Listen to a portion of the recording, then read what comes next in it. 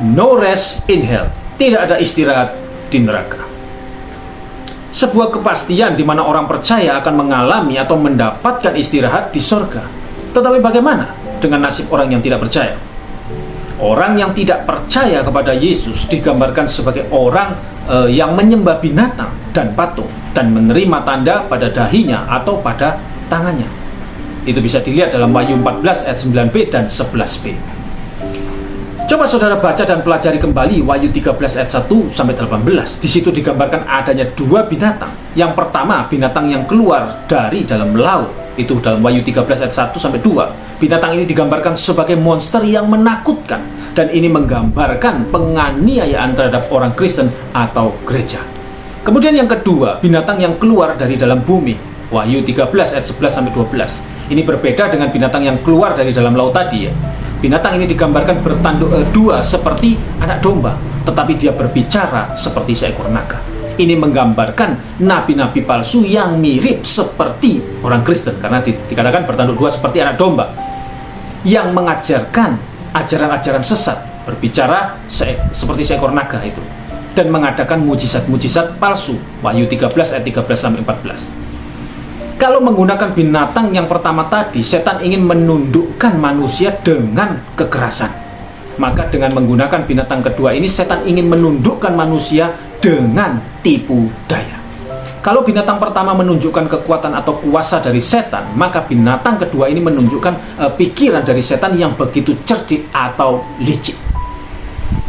Apakah saudara tidak mau sungguh-sungguh ikut Yesus karena takut pada penganiayaan? Nah, itu berarti saudara menyembah binatang pertama. Apakah saudara tunduk kepada setan karena ajaran sesat atau mujizat palsu? Nah, itu berarti bahwa saudara menyembah binatang kedua. Kalau dalam pikiran saudara ada pemikiran bahwa dalam hidup ini uang adalah yang terpenting, dalam hidup ini yang terpenting adalah seks mungkin, atau mungkin dunia lebih penting dari Tuhan atau rohani, nah maka sebetulnya saudara juga sudah menyembah binatang kedua ini. Sekarang mari kita perhatikan nasib dari orang yang tidak percaya kepada Yesus atau orang yang menyembah binatang ini. Yang pertama, bagaimana hidup mereka di dunia?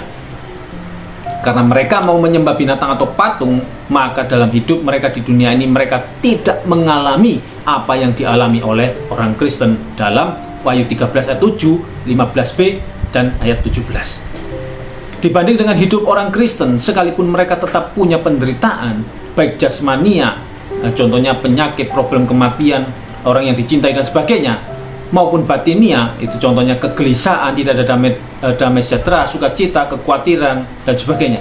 Tetapi hidup mereka relatif enak. Mereka tidak pernah sedih karena dosa. Mereka tidak berperang melawan setan atau dosa. Mereka tidak pernah mengalami derita yang timbul dari pelayanan. Mereka tidak pernah mengalami derita yang timbul karena berbuat baik, memikul salib dan sebagainya. Mereka bisa mendapatkan banyak kekayaan dengan cara kotor. Dengan kekayaan mereka, mereka bisa menikmati banyak kesenangan dunia yang bersifat dosa dan sebagainya. Kemudian yang berikutnya, bagaimana hidup atau nasib mereka dalam kekekalan? Ayat 10c dikatakan di depan mata malaikat-malaikat kudus dan di depan mata anak domba. Ini menunjukkan apa? Dari sorga bisa melihat ke neraka. Dan demikian juga sebaliknya. Bandingkan dengan Lukas 16 ayat 23. Orang kaya bisa melihat Lazarus duduk di pangkuan Abraham atau bersandar di dada Abraham ya. Ini merupakan bagian dari siksaan mereka, dan ini menambah beratnya siksaan yang mereka alami. Ilustrasinya begini. Kalau semua orang itu miskin, maka orang miskin tidak terlalu menderita. Tetapi kalau orang miskin hidup di antara orang kaya dan hanya bisa tergiur atau ngiler ya melihat orang kaya menikmati kekayaannya, maka itu tentu menambah penderitaannya. Jadi kurang lebih seperti itu ilustrasinya. Mungkin orang-orang di neraka itu akan berpikir atau berkata, itu dulu yang menginjili aku, tetapi aku tidak mau percaya. Andai kata saja aku percaya, aku pasti tidak akan menderita seperti ini di neraka, tetapi ada di sana bersama dengan dia. Atau mungkin, wah itu dulu pendeta yang berkhotbah atau menginjili aku dan menasihati aku untuk tidak mengutamakan kekayaan dan keduniawian, tetapi aku tolak karena aku lebih cinta kepada dunia atau kekayaan. Andai kata waktu itu aku terima, aku pasti tidak akan menderita seperti ini di neraka, tetapi ada di sana bersama dengan dia. Atau mungkin, oh itu dulu pendeta yang khotbahnya begitu keras dalam menegur dosa dan menginjil, sehingga aku menjadi marah kepadanya dan tidak mau mendengarnya. Andai kata saja aku mau merendahkan diri dan mendengarnya dan percaya kepada Yesus, aku pasti tidak akan menderita seperti ini di neraka, tetapi ada di sana bersama dengan Dia. Atau mungkin, oh itu pendeta yang berkhotbah dan mengatakan bahwa yang penting bukan gereja atau baptisan atau perbuatan baik, tapi iman pada Yesus. Tetapi aku abaikan, karena aku anggap bahwa ada di gereja, dibaptis dan sebagainya, sudah menjadikan aku cukup baik untuk masuk ke surga. Andai kata saja aku mau mendengarnya dan percaya kepada Yesus, aku pasti tidak akan menderita seperti ini di neraka, tetapi ada di sana bersama dengan Dia. Atau mungkin lagi, oh itu jemaat gereja A, B, atau C yang kecil atau melarat, miskin ya, yang aku tolak karena aku lebih senang dengan gereja yang besar sekalipun sesat. Andai kata saja aku ikut gereja itu dan percaya pada Yesus dan sungguh-sungguh, aku pasti tidak akan menderita seperti ini di neraka, tetapi ada di sana bersama dengan mereka. Atau itu orang-orang Kristen yang dulu gerejanya saya hancurkan. Andai kata saja aku bukannya menentang dan merusak gereja itu, tetapi masuk ke gereja itu dan percaya kepada Yesus, aku pasti tidak akan menderita seperti ini di neraka, tetapi ada di sana bersama dengan mereka. Tetapi semua ini adalah andai kata yang sia-sia, tidak mungkin terjadi. Mereka tergiur atau ngiler selama-lamanya melihat orang Kristen di surga. Di dunia Lazarus tergiur melihat kenikmatan orang kaya, tetapi dalam kekekalan orang kayanya lah yang tergiur melihat kenikmatan Lazarus di surga. Pikirkan, mau tergiur sekarang atau tergiur nanti. Ayat 10a dikatakan ia akan minum dari anggur murka Allah yang disediakan tanpa campuran dalam cawan murkanya.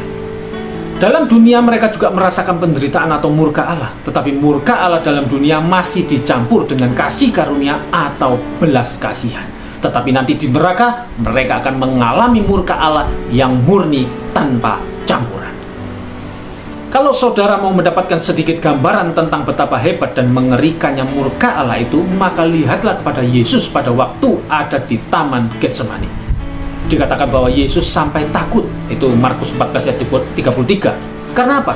Karena ia tahu ia akan mengalami murka Allah ini. William Hendrickson mengomentari peristiwa ini dengan berkata, mungkinkah dia, Yesus maksudnya ya, di sini di Getsemani melihat datangnya gelombang pasang, tsunami ya, murka Allah karena dosa kita. Itu komentar Hendrickson. Kalau Yesus yang selama hidupnya tidak pernah takut menghadapi apapun atau siapapun, pada saat ini bisa takut dalam menghadapi murka Allah itu. Bisakah saudara bayangkan kalau murka Allah itu menimpa saudara?